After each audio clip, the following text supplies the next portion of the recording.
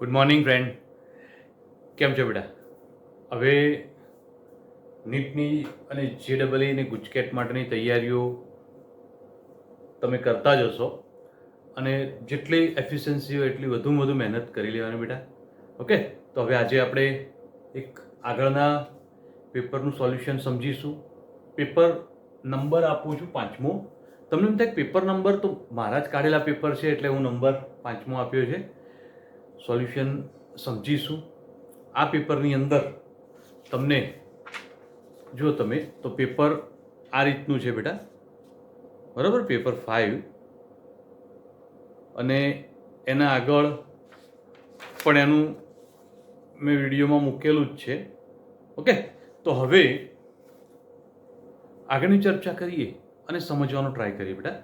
કે પેપરનું સોલ્યુશન શરૂ કરી દઈશું, ટાઈમ નહીં બગાડીએ. તો પહેલો પ્રશ્ન જુઓ. સોડિયમ ધાતુ BCC રચના ધરાવે છે, તેની ધારની લંબાઈ 4.29 એંગસ્ટ્રોમ છે, તો સોડિયમ પરમાણુની ત્રિજ્યા મેળવો. હવે સોડિયમ પરમાણુની ત્રિજ્યા મેળવવી છે. રચના BCC છે.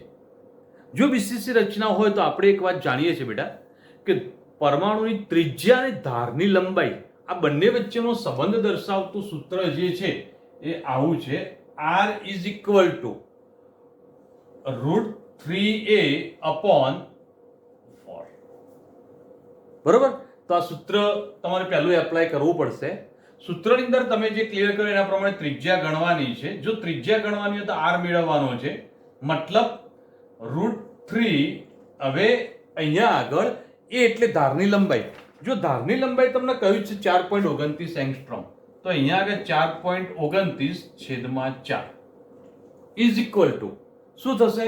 તો આનું સાદુરૂપ આપીએ તો અહીંયા આગળ 3નું વર્ગમૂળ છે, મતલબ 1.73 લઈ લઈશું અને આનું બધું સાદુરૂપ તમે ક્લિયર કરશો તો તમારો જવાબ આવશે 1.86. આ એંગસ્ટ્રોમમાં હતું તો આનો જવાબ પણ એંગસ્ટ્રોમમાં જશે. તો ત્રિજ્યા R તમને આ રીતે મળી જશે. ચલો, અહીં જે બોલ્યા, જે માહિતી ક્લિયર કરી એ પ્રમાણે કમ્પ્લીટ છે બેટા. હવે એના ઓપ્શન જુઓ તો તમને જવાબનો આઈડિયા આવી જ જશે. ઓપ્શનમાં છે 1.86, 3.22, 5.72 અને 0.3. આપણે આ જે પ્રેક્ટિસ કરીએ છીએ બેટા, કેલ્ક્યુલેટર વગર સોલ્યુશન કેવી રીતે કરવું એના માટેની પણ પ્રેક્ટિસ મેં આગળના એપિસોડમાં પણ ક્લિયર કરાવી હતી, મતલબ કે આગળના વિડીયોમાં પણ ક્લિયર કરાવી હતી. આ વિડીયોમાં પણ ક્લિયર કરાવું છું. ઓકે, તો અહીંયા જુઓ, સાદુરૂપ નીચે લખું છું, ધ્યાન આપજો બેટા કે ભાઈ 1.73, અહીંયા આગળ 4.29 અને અહીંયા 4. તો આનું છેદ ઉડાડી દઉં તો એપ્રોક્સિમેટલી 1 કરતા મોટો જવાબ આવશે. એપ્રોક્સિમેટલી 1 કરતા મોટો જવાબ આવશે. બરાબર? ધારો કે માન લઈએ કે ભાઈ 1.1 છે. કેટલો છે બેટા? 1.1 ની આસપાસ છે. હવે 1.73 ગુણ્યા 1.1 કરું તો આનો જવાબ 1 ઉપર 1.1, મતલબ કંઈક થોડું મોટું મૂલ્ય છે, તો 1.73 કરતા તમારો જવાબ થોડો કંઈક મોટો હશે. શું હશે? 1.73 કરતા તમારો જવાબ થોડો મોટો હશે. હવે આપણો ઓપ્શન વિચારો, 3.22 ના આવે. કેમ કે તો 1.73 કરતા લગભગ જ તમે જોશો તો ડબલ જેવું થઈ જાય છે. 5.72 પણ ના આવે, ઘણું બધું વધી જાય છે. અને 0.93 તો મતલબ 1.73 કરતા નાનું મૂલ્ય થઈ ગયું, આ પણ ના આવે. તો તમારે કેલ્ક્યુલેટર વગર હવે ગણતરી કર્યા વગર પણ આનો જવાબ તમે ક્લિયર કરી શકો કે 1.86 જ આવે. બોલો, મેં જે તમને સોલ્યુશન કરાયું આઈડિયા મગજમાં બેઠો બેટા? તો ધ્યાનમાં રાખવાનું. તો આપણે પહેલો MCQ સોલ્વ કર્યો, બીજા MCQ તરફ આગળ વધીએ. ધ્યાન આપજો બેટા. હવે બેટા સેકન્ડની રકમ વાંચું છું. 800 મિલીલીટર 0.5 મોલર HCl અને 200 મિલીલીટર 0.3 મોલર H2SO4 ને મિશ્ર કરવાથી બનતા દ્રાવણમાં H3O+ ની મોલારિટી મેળવો. H3O+ ની મોલારિટી મેળવવાની છે. હવે પહેલા જે છે ને રકમ અહીંયા લખી દઉં છું, જોઈ લેજો કે ભાઈ આપણે અહીંયા કોયડો જે સોલ્વ કરીએ છીએ બીજો છે. તો અહીંયા આગળ પહેલા HCl માટે અને પછી છે H2SO4 માટે. HCl માટેનું કદ છે 800 મિલીલીટર અને 0.5 મોલર એની સાંદ્રતા આપી છે. અને H2SO4 માટે એનું કદ છે 200 મિલીલીટર અને અહીંયા આગળ 0.3 મોલર એની સાંદ્રતા આપેલી છે. હવે આ બંને દ્રાવણોને મિશ્ર કરવાથી શું ઉત્પન્ન થશે? તો H3O+ ઉત્પન્ન થશે અને ઉત્પન્ન થયેલા H3O+ ની સાંદ્રતા કેટલી છે એ આપણે નક્કી કરવાની છે. તો અહીંયા આગળ સાંદ્રતા નક્કી કરવા માટેની આ થિયરી જે છે એનું સોલ્યુશન હું ક્લિયર કરું. ધ્યાન આપજો બેટા કે ભાઈ સૌથી પહેલા HCl છે એનું પાણીમાં દ્રાવણ બનાવો તો શું મળશે? તો H3O+ + Cl-. ચલો એક સમીકરણ મેં ક્લિયર કર્યું છે. હવે H2SO4 માટે પણ હું અહીંયા આગળ દર્શાવીશ તો અહીંયા આગળથી બનશે H3O+ + SO4(2-). ઓકે બેટા, હવે મેં જે સમીકરણ લખ્યું એમાં અહીંયા આગળ 2H+ છે તો H3O+ 2 ઉત્પન્ન થવાના. તો આપણે H3O+ ની સાંદ્રતા ગણવી છે તો એના અંદર શું થશે? તો હવે જે ક્લિયર કરાવું કે ભાઈ HCl ની સાંદ્રતા 0.5 છે તો આ 0.5 હોય તો આ પણ 0.5 હોય ને આ પણ 0.5 હોય. કેમ? આની સાંદ્રતા જેટલી હોય ને મૂળ પ્રક્રિયકની એમાંથી જેટલા પણ આયનો ઉત્પન્ન થાય બધાની સાંદ્રતા એટલી જ હોય. કેમ કે આયનની સંખ્યા એક છે. પણ અહીંયા આગળ થોડું H2SO4 માટે ફોકસ કરજો અને ધ્યાન આપજો કે ભાઈ જો આની સાંદ્રતા 0.3 મોલર હોય તો આની અંદરથી આ H2SO4 ના એક અણુમાંથી H3O+ 2 બન્યા છે. મતલબ કે આના કરતાની સાંદ્રતા ડબલ થઈ જશે. તો મતલબ કે તમારે 0.6 લેવી પડશે કમ્પ્લીટ. અથવા તમે સૂત્રની અંદર અહીંયા 2 વડે ગુણશો તો આની SO4 ની કેટલી હશે? 0.3 જ હશે. તો અહીંયા આગળ જ્યારે પણ ડાયબેઝિક એસિડ આવે ત્યારે એ પરિસ્થિતિમાં તમારે શું ક્લિયર કરીશું બેટા? તો આ વાત ખાસ ધ્યાન રાખજો કે H3O+ ગણવાના આવે તેની સાંદ્રતા ડબલ લઈ લેવાની. હવે તો બહુ સરળ છે. M1V1 + M2V2 = MV. જ્યારે આવું કોઈ દ્રાવણ બનાવેલું હોય ત્યારે આ બંનેને મિશ્ર કરીએ તો હું અહીંયા આગળ HCl અને અહીંયા H2SO4 માટે લઉં તો HCl માટે M1 0.5 અને એનું કદ છે અહીંયા આગળ 800 પ્લસ H2SO4 માં 2H+ એટલે કે H3O+ 2 છે એટલે 2 વડે ગુણી દઈશ. અહીંયા આગળ એની સાંદ્રતા 0.3 છે અને કદ છે 200. હવે M એટલે બંનેને ભેગા કર્યા પછી જે H3O+ ઉત્પન્ન થાય એની સાંદ્રતા અને કદ એટલે બંનેનું કુલ 800 ને 200 તો 1000 લઈશું. કદમાં 2 વડે ગુણવાના નથી, ધ્યાન રાખજો, ભૂલ ના કરતા. કદમાં 2 વડે નથી ગુણવાના. ચલો ઓકે. હવે સાદુરૂપ અહીંયા આગળ ક્લિયર કરીએ તો આ 400 પ્લસ 0.6 ગુણ્યા 200 મતલબ કે અહીંયા આગળ 120 થશે અને M 1000. તો આ બંનેનું સાદુરૂપ આપો તો 520 M 1000. હવે મોલારિટી ગણવી છે તો હવે બહુ સરળ છે. મોલારિટી બરાબર 520 ભાગ્યા 1000. ક્લિયર ને?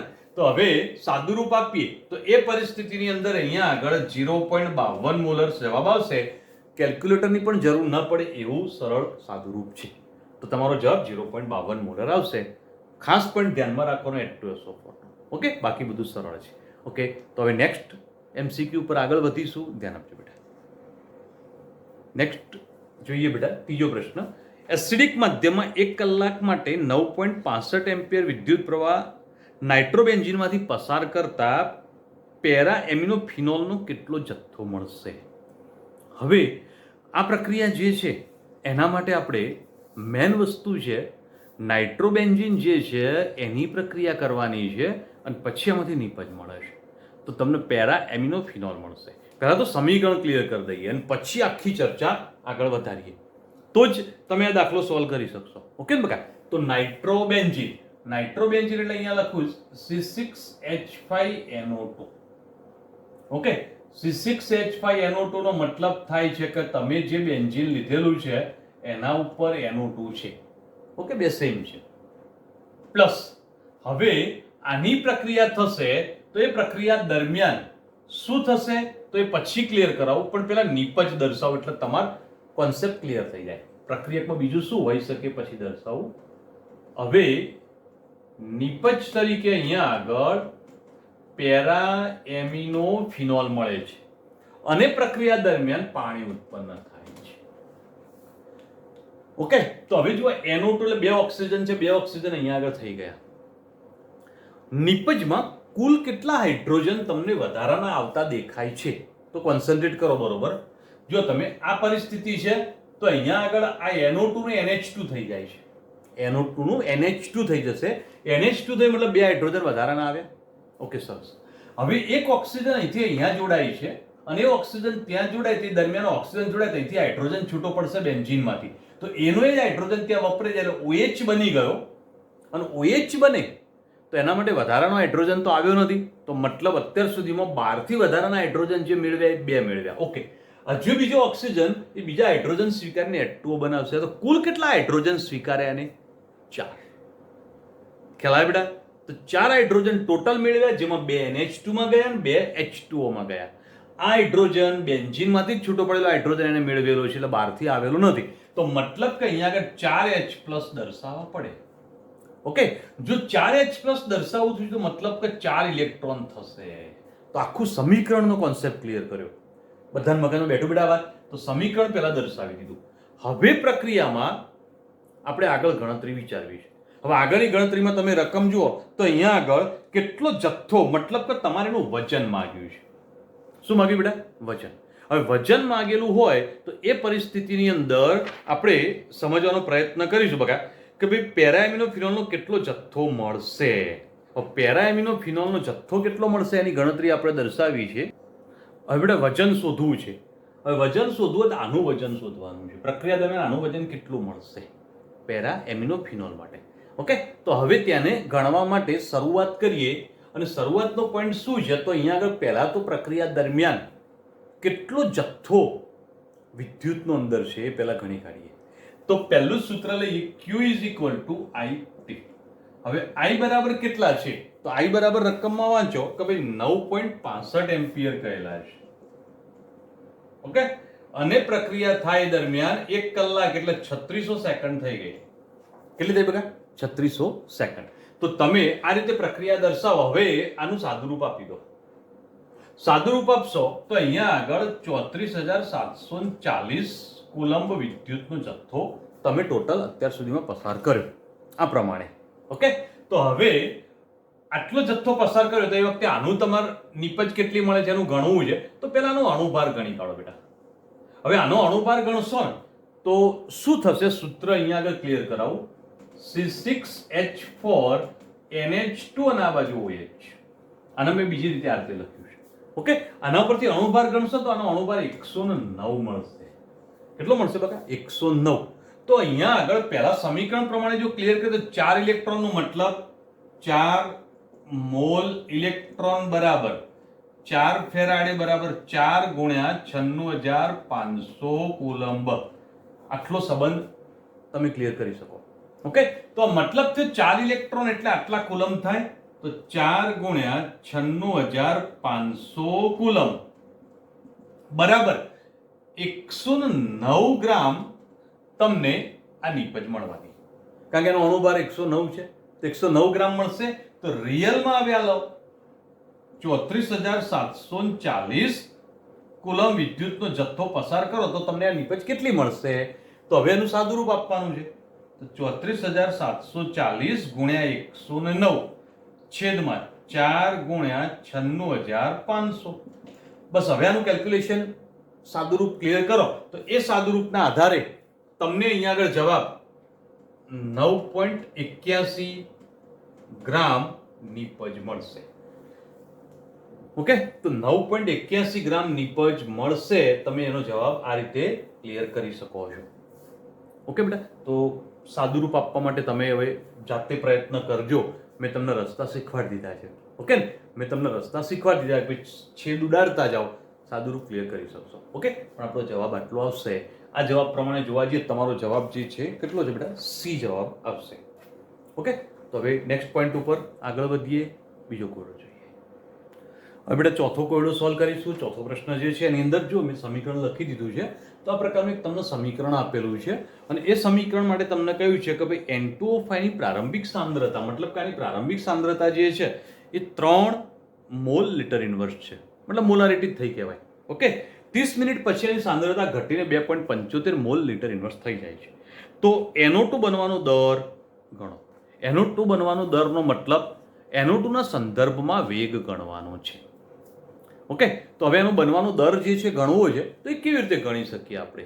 તો તો એને ગણવા માટે પહેલા આના પ્રક્રિયાના દર માટેનું સમીકરણ દર્શાવી દઈએ. તો અહીંયા આગળ હું લખી દઉં છું, તમે સમીકરણ બનાવી જોજો. પ્રક્રિયાનો દર બરાબર, જો પ્રક્રિયકના સંદર્ભમાં લેવા જઈએ તો -1/2. ઓકે, માઇનસ લખ્યું મતલબ પ્રક્રિયકની સાંદ્રતા ઘટે છે એટલે માઇનસ. તો -1/2 ડેલ્ટા N2O5 ની સાંદ્રતા upon delta T is equal to +1/4 delta NO2 upon delta T is equal to delta O2 upon delta T. Complete બેટા બોલે તો આ રીતે તમે એને દર્શાવી શકો છો. આખી દરની પ્રક્રિયા આ રીતે લખી શકાય. ઓકે, હવે O2 ની કોઈ જરૂરિયાત છે નહીં, કેમ કે આનું સાંદ્રતા આપેલી છે અને આના સંદર્ભમાં દર માંગ્યો છે. તો O2 ની કોઈ જરૂરિયાત નથી, તમારે લખી શકો ખરા, પણ નીટ જી માટે તમારે લખવાની કોઈ જરૂર જ નથી. ઓકે, બોર્ડ એક્ઝામ માટે ક્વેશ્ચન હોય તો તમારે લખવાનું રહેશે. ચલો ઓકે, આપણે હવે એના માટે ઊંડા નથી ઉતરવું, આપણે આને શોધવું છે. તો હવે એને શોધવું હોય તો હું એના માટે આ રીતે દર્શાવી શકું બેટા. Delta NO2 upon delta T is equal to, આના કરતા બનાવું તો 4 આ બાદ જતા રહેશે, અને જો 4 એ બાદ જતા રહે તો 4/2 delta N2O5 upon delta T. Complete છે. તો હવે અંદર કિંમત મૂકી દઈએ. આનું સાદરૂપ લઈએ તો -2 થઈ જશે. હવે આ લઈએ તો મતલબ N2O5 ના સાંદ્રતામાં થતો ફેરફાર. તો અંતિમ એટલે 2.75 માઇનસ પ્રારંભિક એટલે 3/30. તમે જો રકમમાં ક્લિયર કરેલું જ છે. કયું કે ભાઈ પ્રારંભિક 3 હતી, અંતિમ 2.75 છે, તો એમાંથી બાદ કરી દો 2.75 અંતિમ માઇનસ પ્રારંભિક. ઓકે, છેદમાં એના માટેનો સમય 30 મિનિટ છે એટલે એ પણ લઈ લીધો.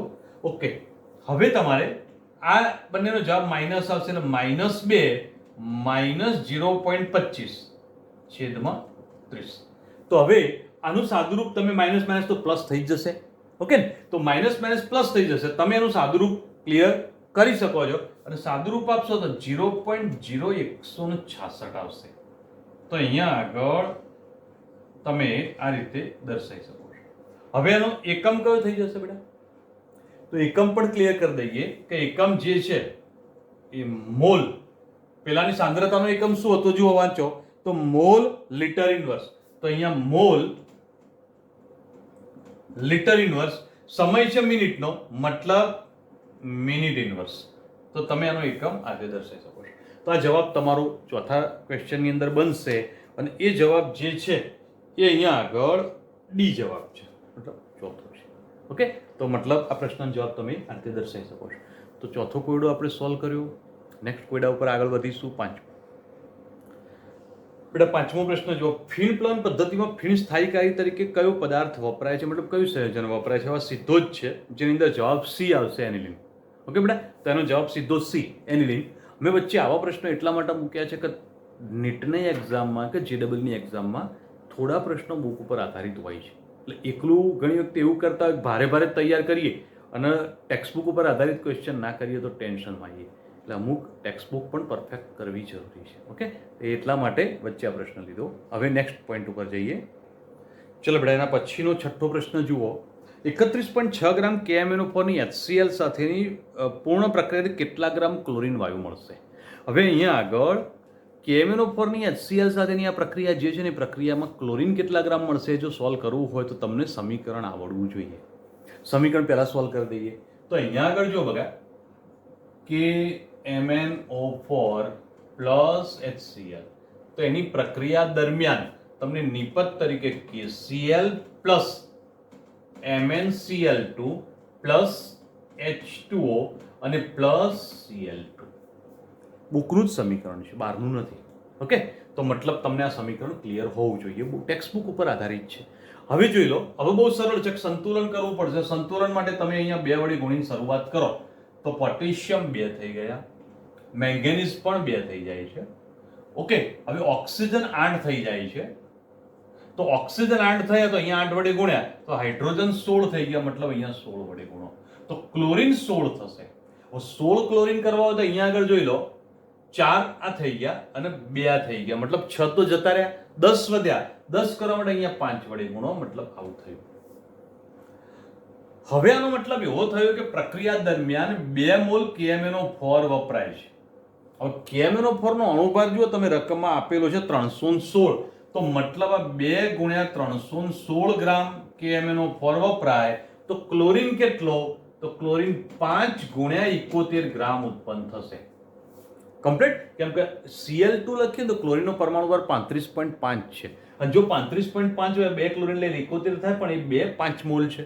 તો હવે પદ મૂકી દઈએ, બહુ સરળ છે કે ભાઈ 2 ગુણ્યા 316 ગ્રામ KMnO4, તો 5 ગુણ્યા 71 ગ્રામ Cl2 મળશે. જો આટલો વપરાય તો પેલો એટલો મળશે. તો હવે રકમ વાંચો, કેટલો કયો છે? 31.6 ગ્રામ જો લઈએ તો આ કેટલો મળે? તો બહુ સરળ થઈ ગયું. હવે 31.6 ગુણ્યા 5 ગુણ્યા 71 છેદમાં 2 ગુણ્યા 316.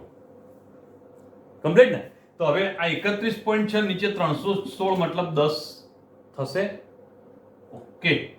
તો હવે અહીંયા આગળ તમે 71 ના અડધા એટલે 35.5, બરાબર, અને 35.5 ના તમે 5 વડે ગુણો, અને જો એને 5 વડે ગુણીએ તો એ પરિસ્થિતિમાં શું થશે? તો અહીંયા આગળ વિચાર લો બેટા કે ભાઈ એ પરિસ્થિતિમાં અહીંયા આગળ શું થશે? તો આને ભાગી દો તો 3.55 થાય છે, અને ગુણ્યા 5. ઓકે. તો તમારો જવાબ જે છે એ અહીંયા આગળ આપણે ક્લિયર કરીશું 17.75 આનું સાદુરૂપ આવશે. સાદુરૂપ ક્લિયર કરી દો, થઈ જશે. ઓકે. તો અહીંયા આગળ થઈ જ જશે, કોઈ પ્રોબ્લેમ આવશે નહીં. બરાબર. તમે 3.5 છે અને 5 વખત ગુણો તો કેટલા થશે? 17.5 થશે.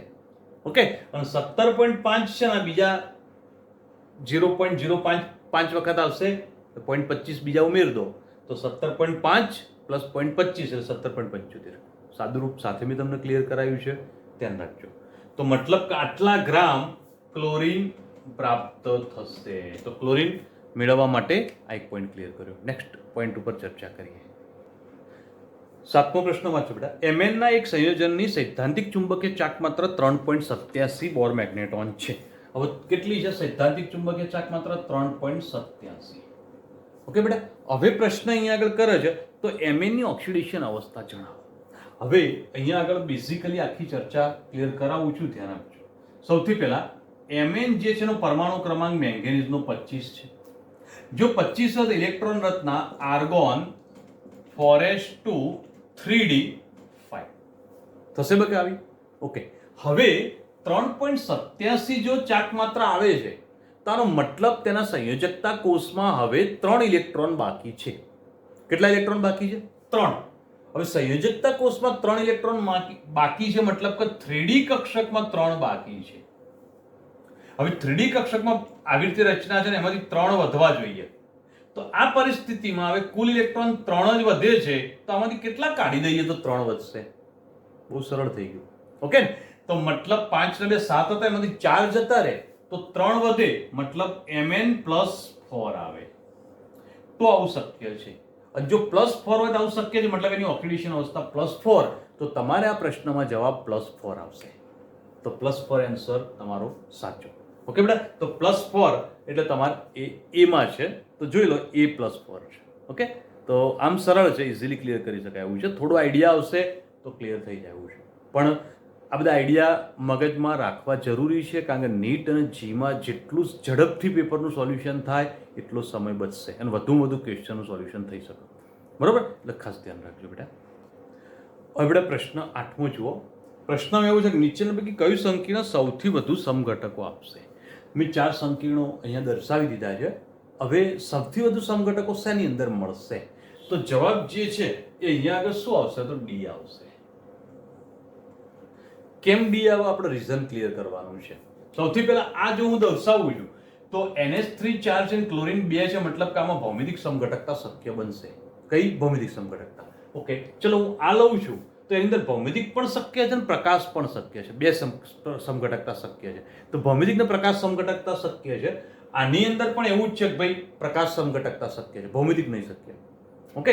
પણ આ સંયોજન એવું છે કે જેની અંદર SCN લખ્યું છે ને મેં, SCN, તો મતલબ કે અહીંયા આગળ ક્રોમિયમ સાથે સલ્ફર પણ બંધ બનાવશે અને ક્રોમિયમ સાથે NCS લખું તો નાઇટ્રોજન પણ બંધ બનાવશે. તો મતલબ સલ્ફર અને નાઇટ્રોજન બંને બંધ બનાવી શકે છે, મતલબ એ બંધનીય સમઘટકતા એક બનાવવાના છે. તો કઈ સમઘટકતા બનશે? એક બંધનીય સમઘટકતા.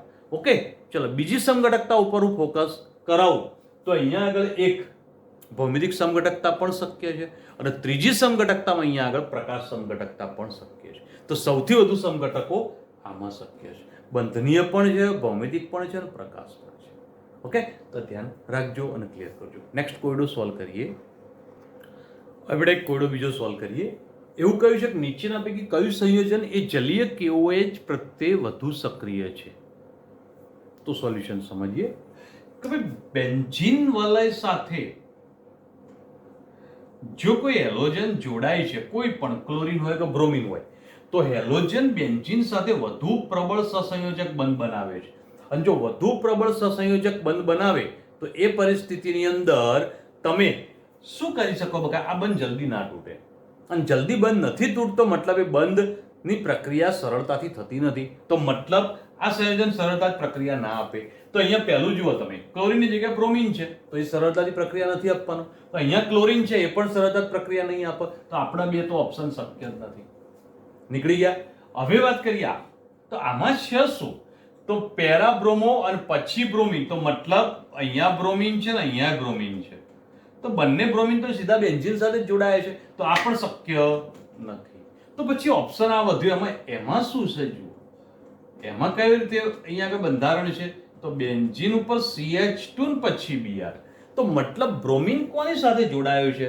CH2 સાથે, બેન્ઝીન વલય સાથે નથી. અને જો બેન્ઝીન વલય સાથે ન જોડાયો હોય તો આની પ્રક્રિયા એરોમેટિક પ્રકારની પ્રક્રિયા નથી થતી, એલિફેટિક પ્રકારની પ્રક્રિયા થાય છે. અને એલિફેટિક પ્રકારની પ્રક્રિયા થતી હોય તો બ્રોમિન વધુ સરળતાથી દૂર થઈ શકે છે.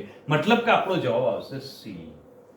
તો કેમ સી જવાબ આવ્યો? મેં બાકીના કેમ નથી આ રીઝન સાથે ક્લિયર કરાવ્યું છે, ધ્યાનમાં રાખવાનું. ઓકે બેટા, તો હવે નેક્સ્ટ કોયડો સોલ્વ કરીએ. હવે બેટા 10મો પ્રશ્ન જુઓ. 4 આલ્કોહોલ તમને આપેલા છે અને 4 આલ્કોહોલ તમને આપ્યા છે અને આલ્કોહોલ છે આલ્કોહોલ A, B, C અને D. હવે 4 આલ્કોહોલ માટે એક પોઈન્ટ અહીંયા આગળ ક્લિયર કરવાનું છે કે એમાં આલ્ફા હાઇડ્રોજનની સંખ્યા ક્રમશઃ તમને આપેલી છે 3, 2, 1 અને 0. આલ્કોહોલમાં આલ્ફા હાઇડ્રોજનની સંખ્યા તમને આ રીતે આપેલી છે. ઓકે બેટા, હવે તમને પ્રશ્ન કરે છે કે ભાઈ અહીંયા આગળ કયો આલ્કોહોલ એ KMnO4 અને KOH સાથેની ઓક્સિડેશન પ્રક્રિયા કરશે નહીં. આ પ્રક્રિયક સાથેની ઓક્સિડેશન પ્રક્રિયા નહીં કરે, નહીં પ્રક્રિયા આપે. તો જવાબ ચેક કરીએ. પહેલી વાત કે ભાઈ KMnO4 સાથેની ઓક્સિડેશન પ્રક્રિયાની અંદર આલ્ફા હાઇડ્રોજનના મૂલ્યો તમને આપ્યા છે. હવે એટલે શું છે? તો CH3OH મુખ્ય ક્રિયાશીલ સમૂહ જે કાર્બન સાથે જોડાય છે આલ્ફા કાર્બન છે. ઓકે, તો અહીંયા 3 હાઇડ્રોજન છે, મતલબ મિથેનોલ છે. મિથેનોલ સૌથી ઝડપી પ્રક્રિયા આપશે, તો મતલબ આ તો પ્રક્રિયા સરળતાથી આપે છે. ચલો CH3CH2OH આ સેકન્ડમાં આવ્યું, આલ્ફા હાઇડ્રોજન 2 છે, તો મતલબ આ પણ સરળતાથી પ્રક્રિયા આપશે. ઓકે, ચલો આની વાત કરીએ તો CH3 CH3 ને અહીંયા OH, મતલબ કે અહીંયા આગળ આલ્ફા હાઇડ્રોજનની સંખ્યા 1 છે. તો એક હાઇડ્રોજન હોય ને તો પણ પ્રક્રિયા તો શક્ય જ છે, પણ છેલ્લામાં એક પણ નથી. તો CH3C CH3 ને અહીંયા OH છે.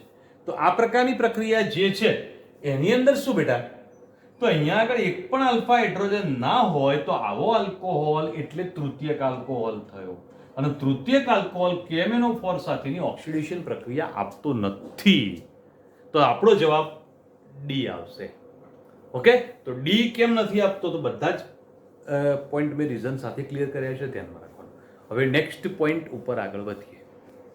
હવે બેટા આગળનો કોયડો જે છે 11મો પ્રશ્ન સોલ્વ કરીશું. જો બરાબર 180 અણુભાર ધરાવતા સંયોજનનું એસિટિલેશન કરવામાં આવે છે એસિટાઇલ ક્લોરાઇડ વડે, તો 390 અણુભાર ધરાવતું સંયોજન પ્રાપ્ત થાય છે.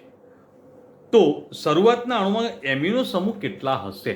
મતલબ કે 180 અણુભાર ધરાવતો એક એમાઇન સંયોજન છે અને એની પ્રક્રિયા આપણે એસિટિલેશન કરી છે. કોઈ પણ એમાઇન સંયોજનનું એસિટિલેશન કરીએ તો શું થશે?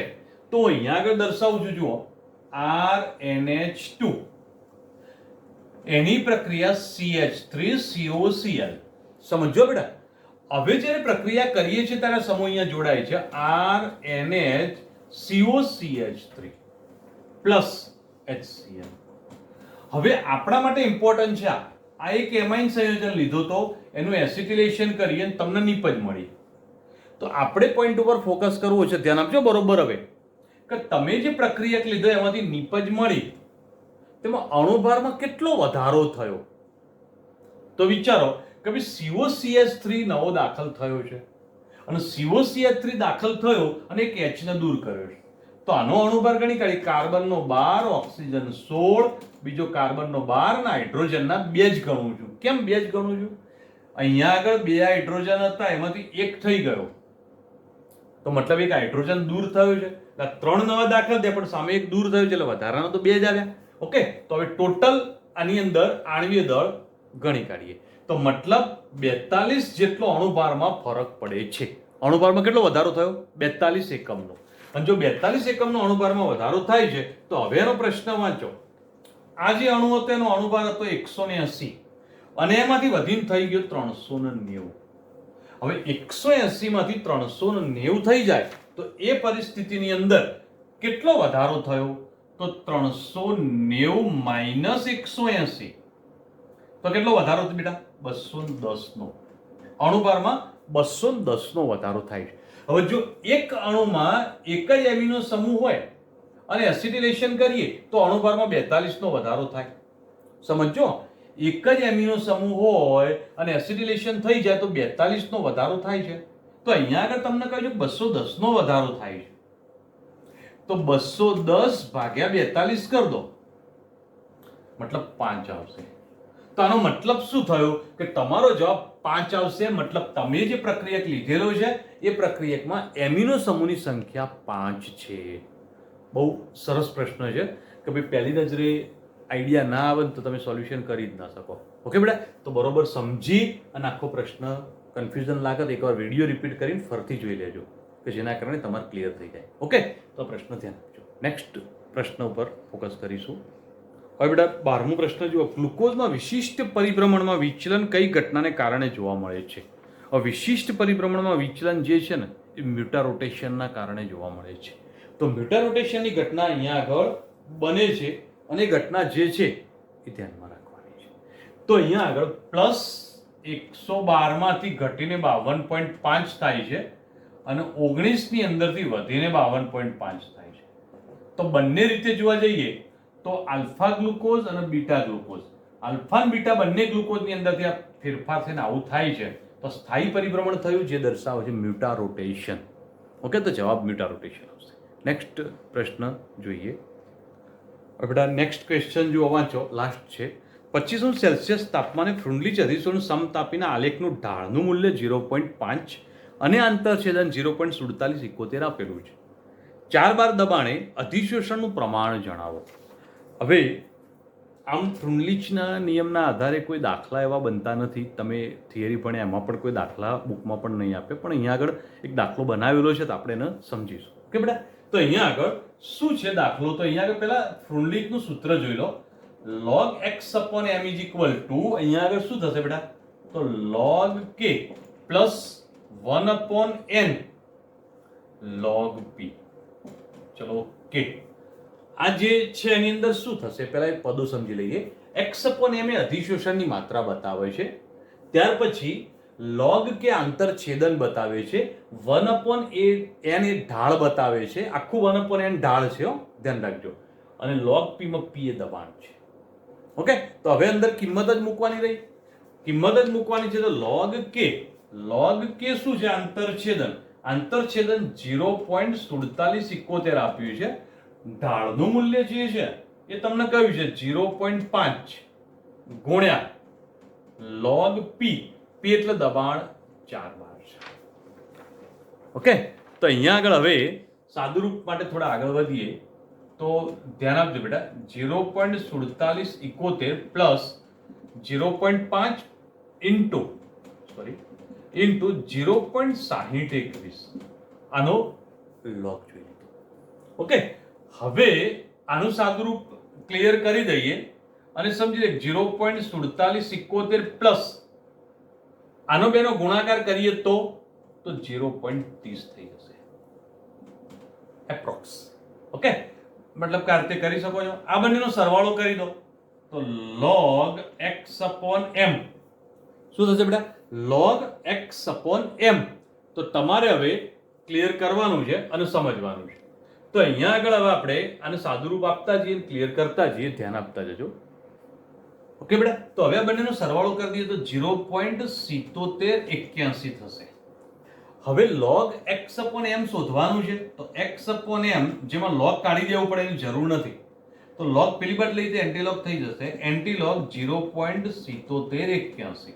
હવે 0.7781 નો એન્ટીલોગ જોઈ લો તો એનું મૂલ્ય તમને મળશે 5.99 આસપાસ. તો આનો મતલબ કે x upon m એ 6 મળશે. તો તમારો આનો ફાઇનલ જવાબ 6 આવશે અને જવાબ 6 એ છે. તો તમારો જવાબ એ મળશે. તો કેવી રીતે આખી ગણતરી કરી, આમ જો એકવાર દાખલો ખબર પડી જાય તો સરળતાથી આવડી જાય. ઓકે બેટા, તો ધ્યાન રાખજો. તો અહીંયા આગળ આપણા પ્રશ્નોનું સોલ્યુશન ક્લિયર થઈ ગયું. તમારે નીટ જીના પેપરના આવા સોલ્યુશન માટે મારો વિડીયો રેગ્યુલર જોતા રહેજો બેટા. બીજું, આ વિડીયો આપણને મળે છે તો આની લિંક તમારા ગ્રુપમાં ફ્રેન્ડને, મિત્રોને બધાને આપજો. બીજી સિટીમાં કોઈ મિત્રો રહેતા તો પણ પહોંચાડજો. અને દરેકને એક વાત કહેજો, ચેનલ કમ્પલસરી મારી સબસ્ક્રાઇબ કરે, જેના કારણે તમને આવા વિડીયો રેગ્યુલર મળતા રહે. ઓકે બેટા, તો અહીંયા આગળ આજે આપણે લેક્ચર પૂરું કરીએ છીએ. ચલો, ગુડ ડે.